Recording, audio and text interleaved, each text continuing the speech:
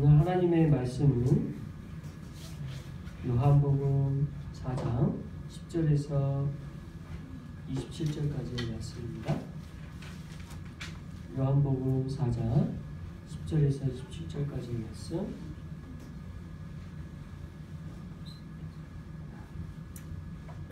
저와 여러분이 한 절씩 교독하도록 하겠습니다.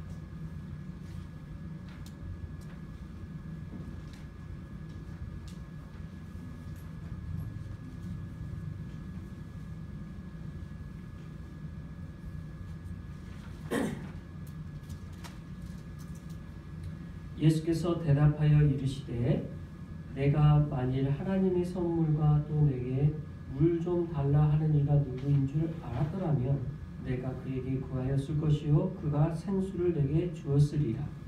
여자가 이르되 주여 물기를 그릇도 없고 이 물은 깊은데 어디서 당신이 그 생수를 얻겠사옵니까? 우리 조상 야곱이 이 우물을 우리에게 주셨고 또 여기서 자기와 자기 아들들과 짐승이 다 마셨는데 당신이 야곱보다 더 크니까? 예수께서 대답하여 이르시되 이 물을 마시는 자마다 다시 목마르느니라. 내가 주는 물을 마시는 자는 영원히 목마르지 아니하리니 내가 주는 물은 그 속에서 영생하도록 솟아나는 샘물이 되랴. 여자가 이르되 주여 그런 물을 내게 주사 목마르지 않고 또 여기 물 기르러 오지도 않게 하옵소서. 이르시되 가서 내 남편을 불러오라. 여자가 대답하여 이르되 나는 남편이 없나이다. 예수께서 이르시되 내가 남편이 없다 하는 말이 옳도다. 너에게 남편 5이 있었고 지금 있는 자도 내 남편이 아니니 내 말이 참되도다. 여자가 이르되 주여 내가 보니 선지자라 보소이다. 우리 조상들은 이 산에서 예배하였는데 당신들의 말은 예배할 곳이 예루살렘에 있다 하더이다. 예수께서 이르시되 여자여 내 말을 믿으라. 이 산에서도 말고 예루살렘에서도 말고 너희가 아버지께 예배할 때가 이르리라. 너희는 알지 못하는 것을 예배하고 우리는 아는 것을 예배하노니 이는 구원이 유대인에게서 남이라. 아버지께 참되게 예배하는 자들은 영과 진리로 예배할 때가 오나니 곧 이때라. 아버지께서는 자기에게 이렇게 예배하는 자들을 찾으시느니라. 하나님은 영이시니 예배하는 자가 영과 진리로 예배할지니라. 여자가 이르되 메시아 곧 그리스도라 하는 이가 오실 줄을 내가 아노니 그가 오시면 모든 것을 우리에게 알려주시리이다. 예수께서 이르시되 내가 말하는 내가 그라 하시니라. 이때 제자들이 돌아와서 예수께서 여자와 말씀하신 것을 이상히 여겼으나 무엇을 구하시나이까 어찌하여 그와 말씀하셨나이까 묻는 자가 없더라. 아멘.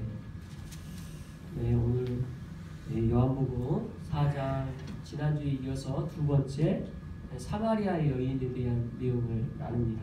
지난주 우리 사마리아 여인에 대한 내용을 간략하게 말씀드리면 수가라는 지역이었다고 그랬죠. 그리고 예수님께서 남유다 지역에서 갈릴리 지역으로 가는 길이 여러 개 길이 있었는데 그 여러 개의 길 가운데 오늘 본문은 가장 단거리고 빨리 갈 수 있는 길, 그것은 바로 이 수가라는 지역을 통과하는 사마리아를 통과하는 그 길로 예수님이 택하셨고 그 길 가운데 수가라는 지역에 잠깐 머물렀는데 그 수가라는 지역은 어떤 지역이었냐? 세겜이라는 장소와 가까웠고 그 야곱의 우물이 있었던 곳이었는데 그것은 야곱 시대 때 아주 힘들게 싸워서 얻었던 곳으로 우리가 기억하죠. 그래서 다른 말로 하면 핏값으로 이 수가라는 지역 그리고 그 야곱의 우물이라고 불리는 그곳도 핏값으로 지켜냈고 싸워서 얻었던 땅이었다. 그리고 그걸 우리가 어떻게 적용했냐? 결국 사마리아라는 이 지역은 이스라엘 사람들에게 있어서는 굉장히 저주받은 곳이고 하나님 기뻐하시지 않은 곳이라고 생각을 했던 곳인데 그러나 하나님께서는 정말 그렇게 생각하시는 것이 아니라 이곳 역시도 하나님의 구원의 은혜가 있어야 되는 곳이고 하나님의 특별한 은혜의 장소였다는 것을 보여준다라고 말씀을 나눴죠. 또 하나는 이 사마리아 여인의 신분에 대해서 이야기를 잠깐 했는데 오늘 본문에 또 나오니까 그때 그것은 또 살펴보도록 하겠습니다. 그리고 계속해서 우리 10절 말씀 같이 한번 읽어볼까요? 시작. 예수께서 대답하여 이르시되 내가 만일 하나님의 선물과 또 내게 물 좀 달라 하는 이가 누구인 줄 알았더라면 내가 그에게 물을 구하였을 것이요 그가 생수를 내게 주었으리라. 여기서 예수님께서 내가 만일 그러니까 여자가 만일 그 여자가 만일 예수님 자신이 누구인지에 대해서 알았더라면 그 예수님에 대한 소개인데요. 그 소개를 뭘로 하고 있냐? 하나님의 선물과 또 내게 물 좀 달라는 이가 누구인지 알았더라면 이렇게 소개를 하고 있어요. 그러니까 하나님의 선물을 주실 분이시고 또 하나는 그 예수님이 누구신지에 대해서 알았더라면 무엇을 구했을 것이다? 하나님의 선물을 구했을 것이고 생수를 구했을 거라고 그리고 그것을 주시는 분이라고 말씀하고 계세요. 이게 무슨 말일까? 아주 함축적이고 이 말씀 안에 상징적인 말씀이 들어가 있다 보니까 좀 어렵지만 설명을 한 가지로 한다면 예수님에 대한 자기소개로 이 여자에게 구원의 은혜가 예수님을 통해 있다는 이야기를 하는 거죠. 그러니까 나를 믿으면 예수님을 믿으면 구원을 얻어요. 우리가 이렇게 전도할 때 또 세상에 나가 선포할 때 그 이야기 하잖아요. 예수님을 믿으세요 라고 우리가 이야기를 하는데 그 믿으세요의 핵심 뭐예요? 구원의 은혜가 예수님께 있다는 것을 선포하는 거예요. 그 이야기 하시는 거예요. 지금 예수님께서는 이 여자에게 너 나 믿으면 하나님의 선물을 얻을 것이다. 하나님의 선물이라는 그 단어의 뜻이 뭐였어? 선물. 기프트. 이 기프트는 결국 은혜라는 단어에서부터 시작해요. 은혜라는 단어에 우리가 가지고 있는 성경 사전을 찾아보면 하나님이 주시는 값없는 선물이라고 돼 있어요. 하나님이 주시는 값없는 선물이 은혜라는 것이에요. 우리가 은혜 받았다고 하잖아요.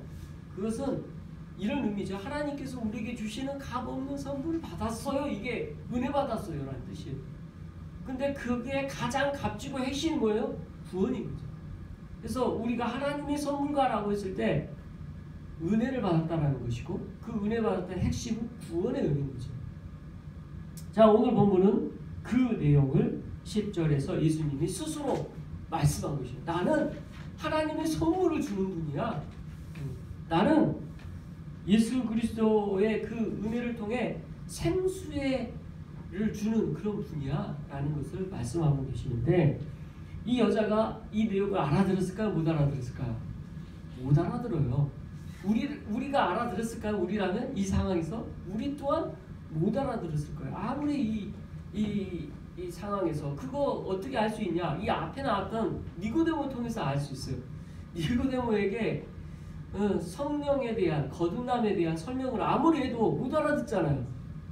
하나님의 사람이면 그걸 알아듣는데 못 알아듣는다고 설명을 하죠. 그러니까 그 말씀의 핵심은 뭐냐면 결국 예수님을 통해서 구원의 은혜를 우리가 처음부터 귀가 탁 열려서 알아듣기가 쉽지 않은 거예요. 근데 이 여자도 그랬지만 결과적으로 어때요? 알아들었어요. 알게 해주셨어요. 니고데모 어때요? 결국 알게 됐어요. 구원의 은혜를 이렇게 하나님께서 알게 해주시는데 근데 한 번에 알아듣기가 참 어려울 때가 있죠.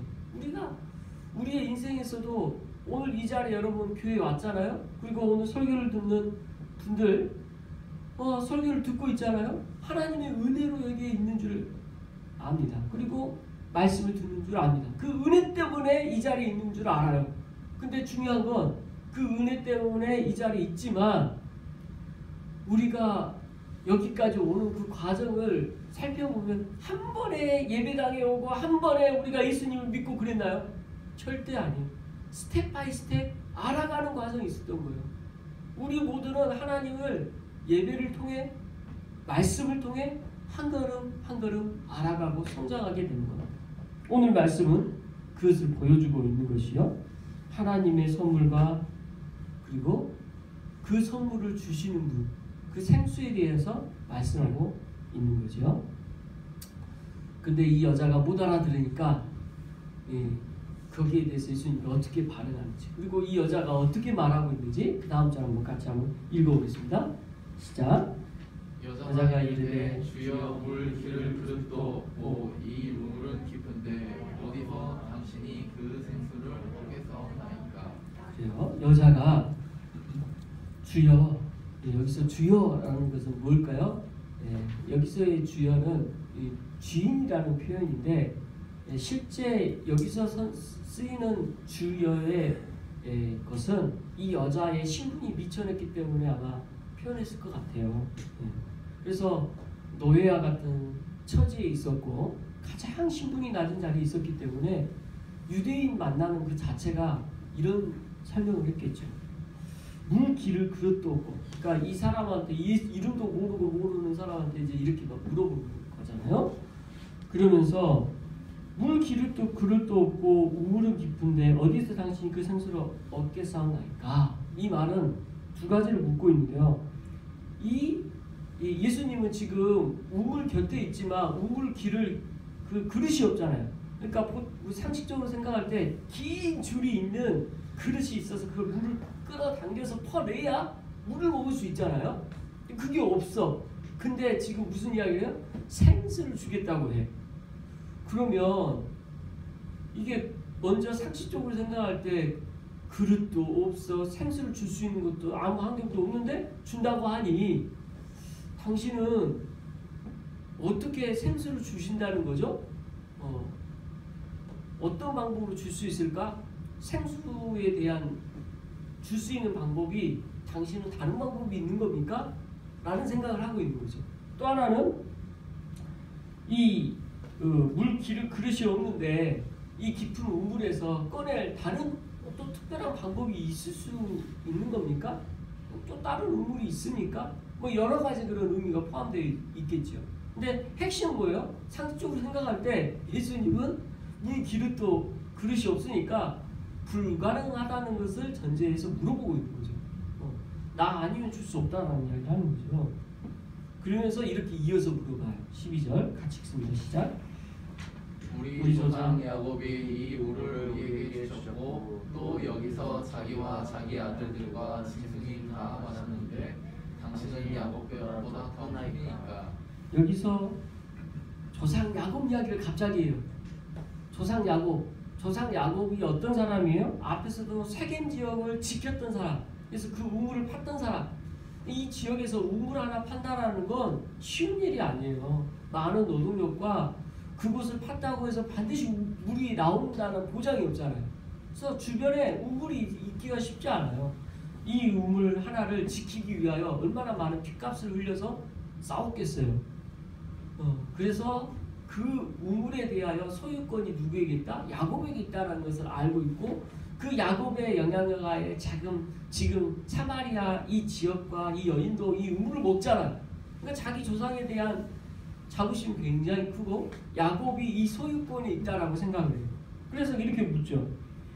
이 야곱이 이 우물을 우리에게 주었고 또 지금까지 대대로 그걸 먹었는데 이것을 생수를 주시겠다고 하니까 이 야곱이 주는 우물, 이 우물의 소유권이 당신에게 있습니까? 라고 물어보는 거죠. 예수님께. 그러니까 예수님이 엄청난 부자인가? 이 물이 예수님이 말하는 그 생수로만 생각하니까 이렇게 생각할 수 있겠어요? 없겠어요? 있죠, 당연히. 상식적으로 생각을 해보면 물을 준다고 했으니까 이 우리가 먹는 물로만 생각할 때 이 우물이 아니면 다른 우물이 있어야 되는데 그만한 소유권에 대한 것을 묻게 되는 것으로 오늘 본문이 이어지고 있습니다. 그러니까 여기에 대해서 예수님이 대답이 어떤지 또 한번 보죠. 싼 읽어보겠습니다. 시작. 예수께서 대답하여 이르시되 이 물을 마시는 자마다 다시 목마르. 14절 내가 주는 물을 마시는 자는 영원히 목마르지 아니하리니 내가 주는 물은 그 속에서 영생하도록 솟아나는 샘물이 되리라. 그래서 13절 14절을 보니까 이 물을 마시는 자마다 다시 목마른다라는 거. 그러니까 지금 여자가 말하는 생수, 이 야곱의 우물에 대한 내용으로 예수님이 말하지 않음을 말씀하고 계세요. 그러니까 지금 저 같으면 좀 더 쉽게 설명한다면, 여자야, 네가 말하는 그 생수 야곱의 우물 이거 말하는 게 아니야, 이렇게 말할 수 있겠죠. 근데 예수님 그 이야기 생략하고 그걸 포함해서 이 물을 마시는 자마다 다시 목마른다. 지금 너도 알 거 아니야. 저도 요즘에 굉장히 물을 많이 마시고 지금 여기도 물을 떠놓고 있는데, 우리가 먹는 이 물은 먹으면 또 어때요? 또 마셔야 돼요. 평생 마셔야 될 물이에요. 그죠? 그런데 예수님께서 주시는 물, 내가 주는 물, 내가 주는 그 물을 마시는 사람은 어때요? 영원히 목마르지 않는다. 그러니까 다른 물을 말하고 있다라는 것을 말씀하고 계시죠.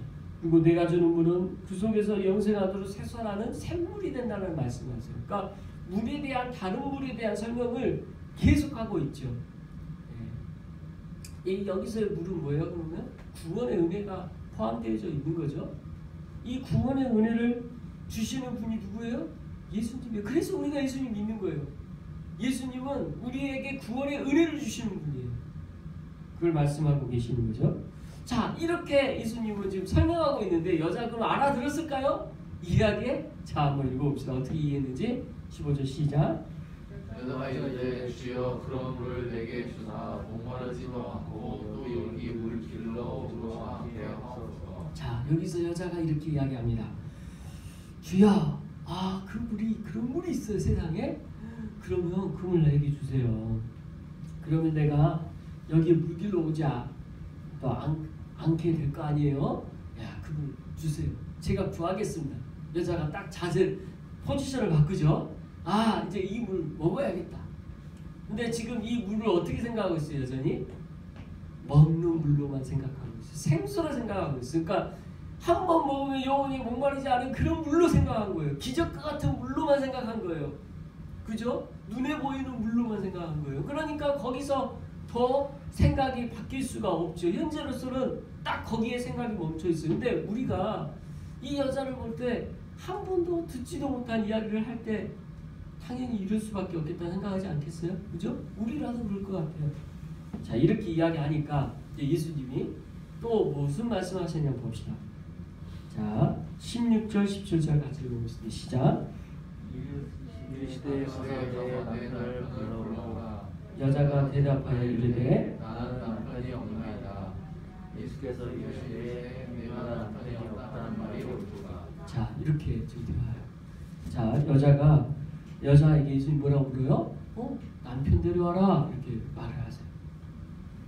갑자기이죠. 갑자기.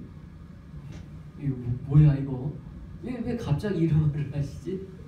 앞에서는 분명히 생수 이야기를 쭉 하다가 이 목마르지 않은 물을 달라고 했더니 남편 데려오래요. 그래서 이 부분에 대해서 성경 주석가들이 여러 가지 해석을 두거든요. 당시 문화가 남편 중심의 문화였기 때문에 여자에게 하지 못할 이야기를 그 대변하는 남편의 책임지게 하기 위해서 부른 거 아니냐? 뭐 이런 주장을 하시는 분도 있고요. 등등등등 여러 성경 해석가들의 주장이 있습니다. 그런데 저는 핵심이 지금 거기 있을까? 남편을 불러오는 데 있을까? 솔직히 그게 아닌 것 같아요. 지금 예수님은 여기서 지금 뭘 보여주고 계세요? 계속 사마리아 여자와 눈높이를 맞춰가고 있어요. 대화의 눈높이. 예수님이 말씀하고자 하는 그 말씀의 의도에 대해서 깨달을 수 있도록 그 눈높이를 맞추고 있어요. 저와 여러분에게도 계속 그 눈높이를 예수님께서는 이 순간에도 맞추고 계십니다. 눈높이를 맞추고 계셔요. 저는 그 의미로 눈높이를 맞추기 위하여 한 질문이라고 봅니다. 여기서 남편을 데려오라고 했을 때 이 여자에 대한 답을 예수님 다 알고 계셨죠. 다 알고 있었어요. 그럼에도 불구하고 질문했다는 것은 뭐예요? 지금 그런 의도가 있다는 걸 알 수가 있죠. 그러면서 여자에게 답이 뭐가 와요? 남편이 없나이다. 이 답을 원했죠. 그리고 거기에 대해서 예수님이 뭐라고 답해요? 남편이 없다는 말이 옳다. 그러면서 18절 같이 읽어봅니다. 너에게 남편 5이 있었고 지금 있는 자도 내 남편이 아니니 내 말이 참되도다. 자, 여자에게 이 이야기를 했다는 것은 충격적인 이야기예요. 실은 잘 보세요. 앞에서 내 말이 옳도다 한 걸로 끝나지 않았어요. 지금 이 여자에 대하여 알고 있는 정도를 말하는 거예요. 지금 낭생 처음 만난 사람이야. 사마리아인이 그것도 여자가 사마리아 여자가 이스라엘 그것도 유대인 남자를 만나는 것도 처음인데 그것만 해도 쇼킹한 일이잖아요. 이 여자에게 있어서. 근데 이 사람이 자기에 대해서 알아. 어느 정도 알아? 그냥 남편이 없다는 걸로 아는 게 아니라 과거와 현재 지금 상태까지 다 알아. 과거에 어땠냐? 남편이 5이 있었대. 그럼 여러분 남편이 5이 있었다라는 이 말 안에 얼마나 우리의 인생에 복잡한 일이 있었을까요? 결혼하는 거 여러분 쉬운 일이에요? 결혼도 어려워요. 근데 이혼하고 또 결혼하고 이혼하고 또 결혼하고 우와, 이 여자의 인생이 얼마나 고통스럽고 어렵고 힘든 상황이었나. 그리고 이 여자가 이렇게 하는 과정 가운데 사연이 있었을 것을 우리가 알 수 있잖아요. 그 예수님은 한마디로 그걸 정리하고 있어요. 너 많은 사연이 있었던 건 내가 알아. 남편과의 관계 이렇게 복잡한 가운데 또 우리가 여기서 그래서 창녀라고 표현하잖아요. 이 여자에 대해서 현재도 남편이 지금 내 남편이 아니라고 표현하는 거 보면서 그랬을 거예요. 이 여자의 직업은 가장 밑바닥에 있는 직업이에요. 이걸 근데 이 단순히 이 말 안에 예수님이 이 여자에 대해서 안다고 하면서 그걸로 끝나는 게 아니고 너의 삶의 애환과 고통을 내가 안다. 고생했지. 또 너의 지금 고통스러운 내가 알고 있지. 네 말이 맞다. 라는 말씀이 포함되어 있어요. 우리 인생에도 우리 주님이 이렇게 찾아오셔요. 내 현재, 내 상황, 내 환경 우리 주님 다 아세요. 그리고 그 과정 가운데 그 힘든 것에 대해서 위로하시는 주님인 줄 믿습니다. 그 위로를 저도 받았고 또 여러분도 주님을 통해 받는 줄 압니다. 그래서 우리 주님이 이 여자에 대하여 이 한마디지만 모든 것을 말씀하셨어요. 저는 이런 위로를 주님께 기도할 때 받더라고요. 저도 주님 너무 힘들어요. 왜 저에게 이런 환경을 주십니까? 우리 주님께 그렇게 울부짖을 때 우리 주님께서 말씀하시더라고요. 하종아 사랑한다. 근데 이 말이 저에게는 그 모든 저에게 있었던 어떤 상황과 어려움에서도 위로가 되는 말씀이시더라고요. 여러분에게도 그런 위로의 말씀을 지금 이 순간 하고 계신 줄 믿습니다. 이 말을 들으니 이 여자가 어때요? 전신이 벌떡 나죠. 생수고 뭐고 지금 예수님이 말에 대해서 지금 본래 우리는 의도한 바 이 여자의 남편인을 데려와라 여기서 시작을 했지만 실은 예수님은 여자에 대해서 안다는 이야기를 하고 계시고 그 여자에 대한 위로의 말씀을 하고 계심을 우리가 봅니다. 그러니까 이 여자가 거기서 충격을 받고 뭐라고 반응하냐? 19절 읽습니다. 시작. 여자가 이르되 주여 내가 보니 선지자로소이다. 앞에서는 이제 주여 주여 일반적으로 상대방을 존칭하는 표현을 썼다면 주여라고, 여기서는 주여에서 주여 내가 보니 선지자십니다라고 말하고 있죠. 선지자 뭡니까?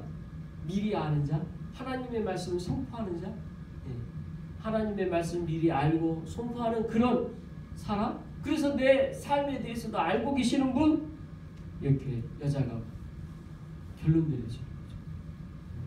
이 여자는 지금 주여 내가 보니 선지자로소이다 이렇게 고백하면서 이 예수님에 대한 것을 이제 그 전까지 주여라는 단어에서 한 단계 업그레이드했죠. 하나님의 사람이 분명하구나 확신했죠. 거기에 이제 이 여자가 하나님의 사람이라는 걸 확실하니까 또 다른 질문을 합니다. 궁금했던 거, 평소에 되게 알고 싶었던 거. 그게 뭐였냐? 20절 이렇게 나오죠. 같이 읽어보면 시작. 우리 조상들은 이 산에서 예배하였는데 당신들의 말은 예배할 것이 예루살렘에 있다 하더이다. 야, 이제 이게 궁금해. 예배드리는 장소에 대해서 궁금했는데 지금 이렇게 표현해. 우리 조상들은 누구예요? 사마리아인. 어디서 예배를 드렸어요? 이 산에서. 그릴림산. 그리고 당신들이 말하는 예배할 것은 예루살렘. 지금 장소를 물어보고 있는 거예요. 우리는 조상들부터 이 산에서 지금 예배를 드렸어요. 근데 이스라엘 사람들은 끝까지 예루살렘에서 예배 드려야 된대요. 근데 뭐가 맞을까요? 라고 물어보는 거죠. 실은 거기까지밖에 질문이 없지만 거기에 대해서 예수님의 대답이 아주 충격적이고 기가 막힙니다.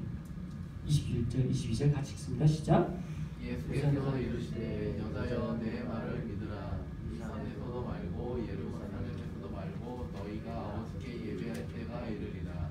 너희는 알지 못하는 것을 예배하고 우리는 아는 것을 예배하노니 이는 구원이 유대인에게서 남이라. 아멘. 자, 예수님께서 내 말을 믿으라 이렇게 선포하고 계십니다. 그러면서 뭘 말씀하세요? 이 산도 아니고 예루살렘도 아니라고 말씀하십니다. 그러니까 지금 이 말의 핵심 뭐예요? 장소에 대한 것이 아니다라는 말씀을 좀 하고 계시는 핵심적으로.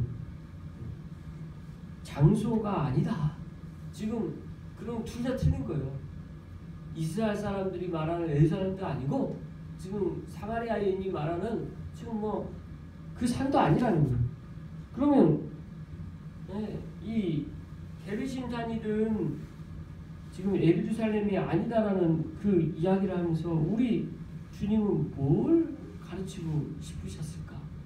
본래 이제 이걸 이제 역사적으로 볼 때 여기서 이 산이라고만 나오잖아요. 근데 이 산에 대해서 이제 성경을 쭉 앞을 보면 BC 400년대에 사마리아 사람들이 게르심에 성전을 세워요. 또 거기서 예배드리거든요. 그러니까 그런 내용들이 생략되었지만 이제 오늘 본문은 그걸 전제하고 있는 거죠. 그리고 예루살렘에 오랫동안 유대인들이 거기서 예배를 드렸던 거 우리가 알잖아요. 본문을 통해서. 유대의 그 전통, 또 사마리아인들의 전통 중요하지 않다라는 것을 말씀하고 계십니다. 예배에 대한 것은 장소의 제재를 받는 것이 아니다. 어떤 장소의 제한을 받는 것이 아니다. 그러면 어디에 지금 초점이 있을까? 이제 그게 핵심이죠. 초점은 성령을 받은 자가 하나님을 아버지라 부르면서 드리는 예배가, 영적 예배가 핵심이라는 것을 말씀하고 있습니다. 그래서 예배할 때가 이르니라 이 이야기하는 대로 뒤에서 계속적으로 설명하고 있죠. 그래서 22절에 알지 못하는 것을 예배하고, 왜 알지 못하는 것을 예배하는 거라고 표현을 했을까? 여기서 알지 못하는 것에 대한 것이 유대인과 사마리아인의 예배에 대한 차이가 있는 것을 보여주죠. 왜 뭐에 대한 차일까요? 먼저 사마리아인들은 그들이 가지고 있는 예배의 전통과 형식이 성경을 근거하지 않게 되고 왜곡되어 버렸어요. 그러니까 벌써 시작이 첫 단추를 잘못 끼고 있죠. 그리고 그 다음에 우리는 아는 것을 예배하느니라고 표현을 하니까 유대인들에게서는 최소한 성경의 말씀을 근거해서 형식적으로는 예배에 대한 틀은 갖추고 있는 것을 보여주고 있어요. 그리고 구원이 유대인에서 나니라 성경의 약속 또한 유대인을 통해서 구원이 나는 것을 말씀하고 있지요. 그래서 그 차이는 분명히 있다는 것을 말씀해 주세요.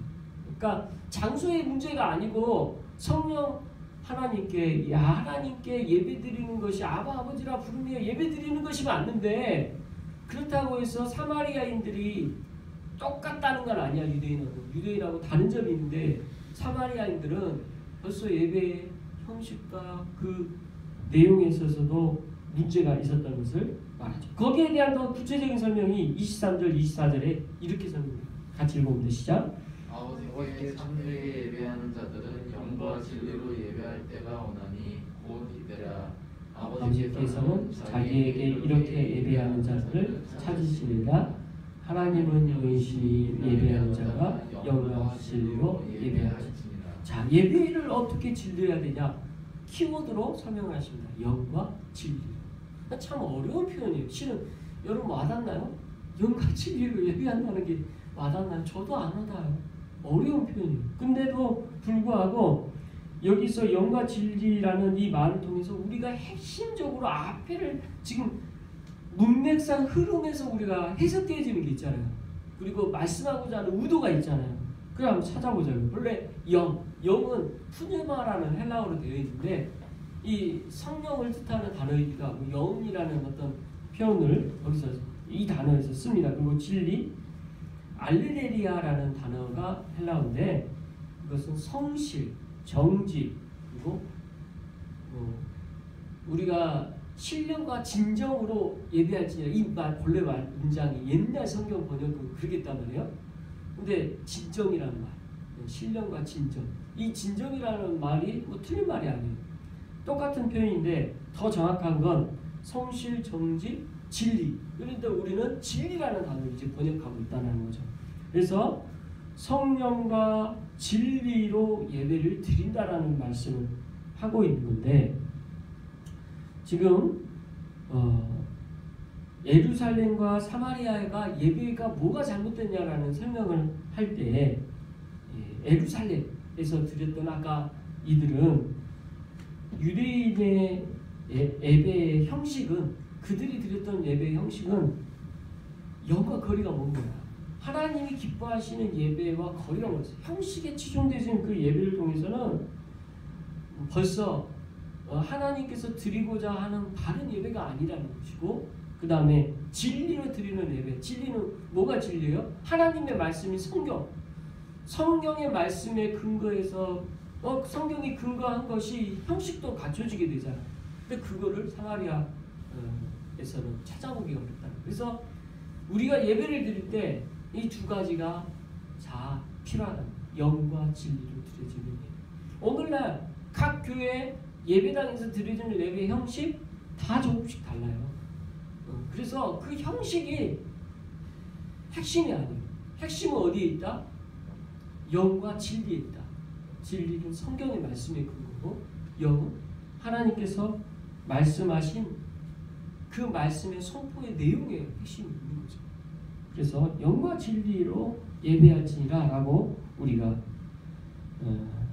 드려지는 예배 그리고 예수 그리스도를 통하여 드려지는 예배 이 예배인 것을 예수님께서 지금 여자에게 설명하고 있습니다. 그러니까 종합해보면요 이 여자에게 예수님께서는 무슨 이야기하고 있어요? 예수님 믿게 하고 있어요. 전도하고 계셔요. 예수님에 대해서 전혀 모르고 있는 이 여자에게 예수님에 대해서 소개하고 있는 거예요. 스스로 날 믿으면 영원한 생수를 주겠다라고 하신 말씀부터 시작해서 지금 영과 진리로 드리는 예배만이 진짜 드리는 예배요 하나님께서 받으시는 예배라는 것을 말씀하고 계십니다. 여기에 이제 여자가 어떻게 반응한가요? 25절 같이 읽습니다. 시작.